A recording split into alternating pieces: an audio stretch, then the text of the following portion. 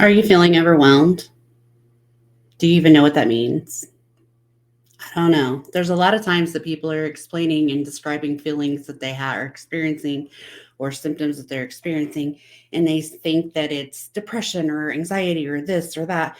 And a lot of times I just have to say, you're feeling overwhelmed, which can create depression, which can create anxiety.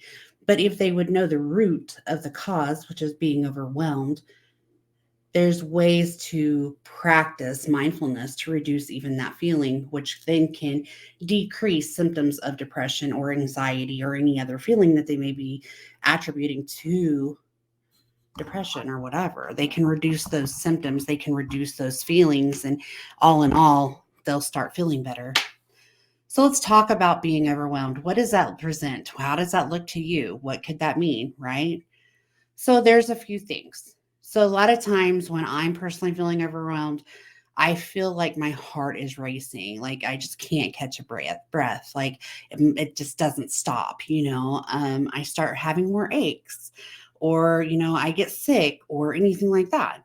Some people have emotional behavioral changes where they're crying or easily triggered or irritable or, just any kind of feeling emotionally that's just becoming too much. Um, People lose focus. They aren't able to concentrate on what they're doing. Um, the ability to complete a task seems undoable because of all the other things, right? And then the last, one that I want to talk about is that you feel guilty. Like you know that you're taking on too much. You know that you've put your schedule too tight and you start feeling pressured, you start feeling wound up, you start feeling agitated, you start feeling like there's just too much, and you can become angry because of the guilt that you feel that you have a stacked calendar and you're making more obligations. Those are things that you can say are symptoms of being overwhelmed. A lot of times I will talk to friends and they're like, well, I just started this new job and then I just started this new podcast with a friend and I started this and I started that and I just don't understand. I just feel so depressed. Well, in reality, they've gotten to that feeling because they overlooked the feeling of being overwhelmed, right? And it's not easy to say, I'm overwhelmed. It's not easy at all. It actually is very hard to actually stop and process what that feeling is and what it looks like to you. And because it's not across the board, like I might become, happy, laughy, and just keep going, going, going. And the next person might be like, ah, and the demon comes out in them, right? It's because we process that feeling of overwhelmness differently. And that's very natural, very common, and it's okay. But what do we do with these feelings of being overwhelmed? What can we do to reduce that feeling, that internal feeling of just being overwhelmed? Well, we're going to give five little things. I like to do things in number because it's easier for me. I don't feel overwhelmed just to talk about a light. So we're going to talk about five things that I think are the best ways and to help you reduce that feeling of being overwhelmed, which also are ways to reduce anxiety. They're also ways to take a step back and look at the way that you're feeling and create changes before it becomes too big of a problem, if that makes sense. The first thing that you're going to want to do is if you're starting to feel that heart race, you can't focus, you can't stay on track at work, you're just not doing, you're just there, you're not doing, you're just there. If you're starting to feel any of those symptoms, the first thing that you need to do for your own self is step back, step away, and just let it be a moment to process.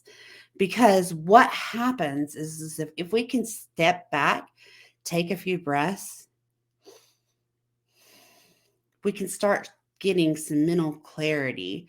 We can start getting ability to focus on what's truly happening. Okay.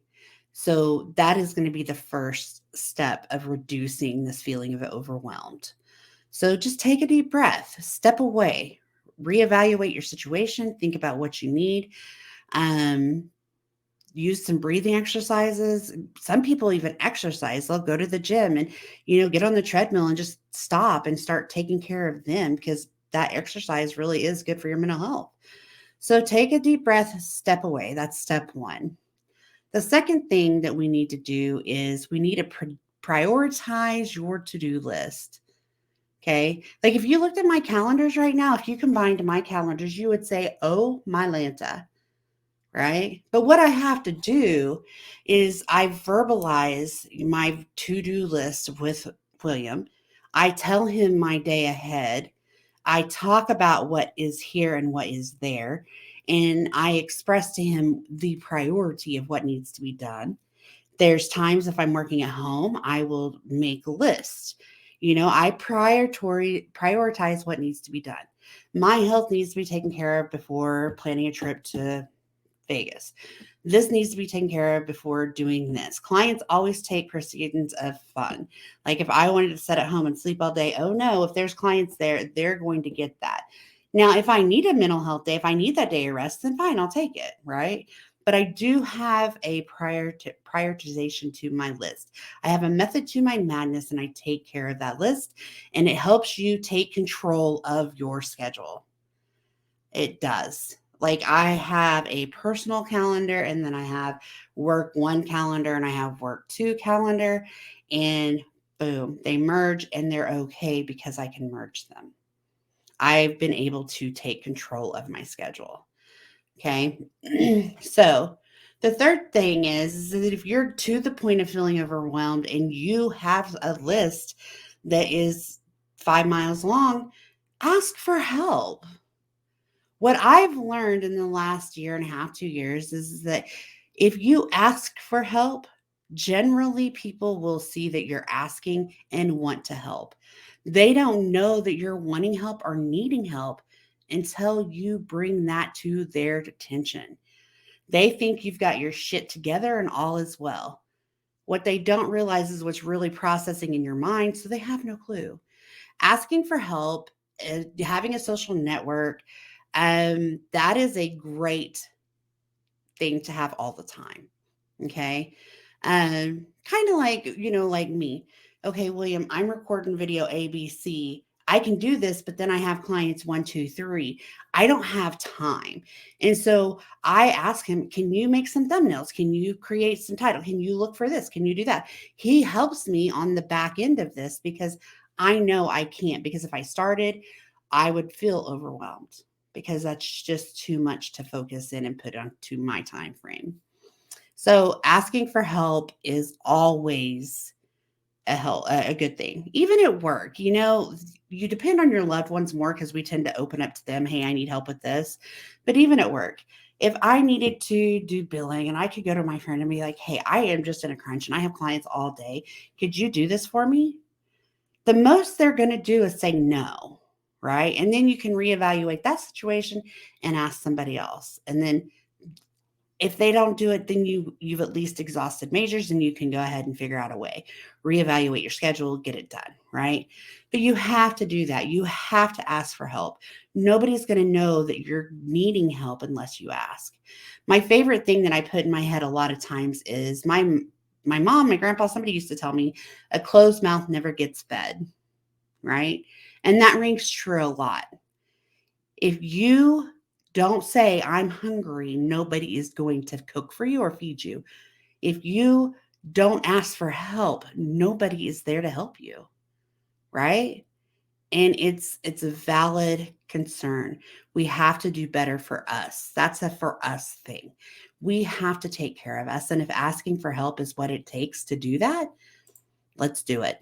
Let's just take care of us. Let's get it done and ask for help. Okay. The fourth thing, let's say you're sitting there at the end of the day and you still have all these racing thoughts, finding it hard to breathe, just struggling, right? You're still feeling overwhelmed. Pull out the pen and paper and journal. Journal about those feelings. Write it down. Write down why you are feeling this. Like it started at work because I took on 10 projects and I forgot that the kids had doctor's appointment and this happened and this is going on and I have to be off this day. Write it down so you can start to understand or see and understand it consciously, not unconsciously, but consciously. Because if you bring it to your conscious of what's happening, a lot of times, again, you can ask for help or reroute your schedules and gain control over what it is and get a game plan. Get that game plan of how you can make it better. Be able to also in that journal express yourself freely. If you're like, I hate my effing job and I don't know why I do this, I'm just too much of a caring person, I effing hate that about me, do it. But whatever you're doing, you're sharing your feelings, you're writing them down, you're getting them out. Write those feelings down. Believe it or not, just that action itself will make you go, okay, where do I start? And you can regain that composure. You can regain those feelings that are better, that feel positive, that are wanted. That's something that you have control over 100%. So you just sit down and write it down. Write it down, journal it out, right? And the fifth one, that's probably the most important one, and we struggle with as humans just because we do, is be kind to yourself. Be kind to yourself. Okay. I need you to put it in your head that being overwhelmed is okay. That there's nothing wrong with feeling overwhelmed, right?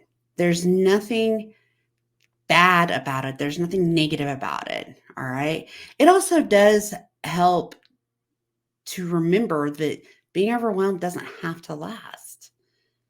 You have ability to change that, right? Give yourself some grace. If you need to ask for an extension or you need to do this or you need to change your schedule, whatever you need to do, give yourself some grace. Be kind to yourself because you know what?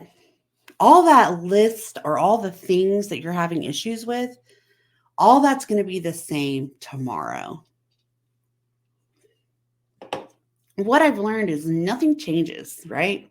If I needed to do it tonight, then I need to do it tomorrow. If I needed to do it tomorrow, it's going to be there. And if it's not, oh well.